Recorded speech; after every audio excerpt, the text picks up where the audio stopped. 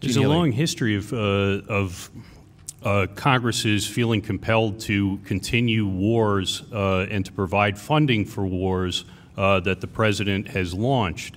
In Libya, as I recall, there was no specific separate appropriation for the Libyan conflict. It came out of the Overseas Contingency Fund. And what's more, the House actually voted down authorization. At some point when you say the president can go and wage war wherever he wants and, you know, if Congress funds it, that's fine, you've sort of turned the Constitution on its head. You've put all the checks that are supposed to stand in the way of unilateral action, and then Congress, everything is, and then the president's action stands unless, as you know, in the Vietnam War, there's an actual effort to defund it. I think that makes things exactly backwards.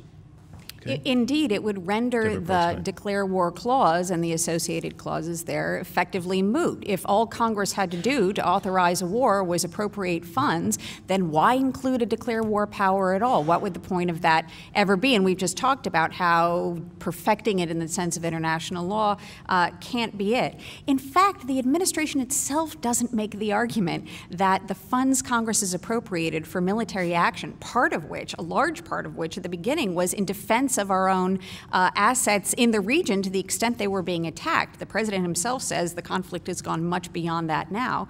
But the president himself doesn't rest on that. He says he rests on his Article II authority, and then he asks Congress for additional authorization, which is why the House and Senate are debating the need for a new authorization now.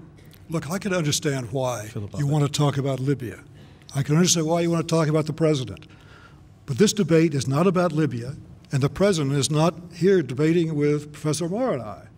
Actually, this debate is about whether the president has exceeded his constitutional authority by waging war without congressional authorization. True. And I am quite happy to take it on that stand. If you find that the president has exceeded congressional authorization, that he needs a declaration of war, that the congressional authorization was ill-considered, that he's going to them now because he thinks he doesn't have the authority, a charge that was just made, which is not the way I read the president's statements. He's been quite clear that he does not need this authority, at least as I read it. I leave it to you. Because he already has it. Yeah, right. If you believe this, if you believe that the funding was just a lark, it has nothing to do with authorizing the war, that Congress is being gulled into this, well, then you should vote for our opponent.